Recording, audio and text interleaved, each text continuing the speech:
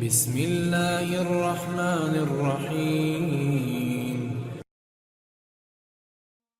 سبت ابن جوزی رحمۃ اللہ علیہ نے روایت کیا ہے کہ ایک بوڑھا آدمی حضرت حسین رضی اللہ تعالی عنہ کے قتل میں شریک تھا۔ وہ دفتن نابینا ہو گیا تو لوگوں نے سبب پوچھا۔ اس نے کہا کہ میں نے رسول اللہ صلی اللہ تعالی علیہ وآلہ وسلم کو خواب میں دیکھا کہ آستین چڑھائے ہوئے ہیں، ہاتھ میں تلوار ہے اور آپ کے سامنے چمڑے کا وہ فرش ہے جس پر کسی کو قتل کیا جاتا ہے، اور اس پر قاتلان حسین رضی اللہ عنہ میں سے 10 آدمیوں کی لاشیں ذبح کی ہوئی پڑی ہیں۔ اس کے بعد آپ نے مجھے ڈانٹا اور خون حسین رضی اللہ عنہ کی ایک سلائی میری آنکھوں میں لگا دی۔ میں صبح اٹھا تو اندھا تھا۔ نیر ابن جوزی نے نقل کیا ہے کہ جس شخص نے حضرت حسین رضی اللہ عنہ کے سر مبارک کو اپنے گھوڑے کی گردن میں لٹکایا تھا، اس کے بعد اسے دیکھا گیا کہ اس کا منہ کالا تارکول ہو گیا۔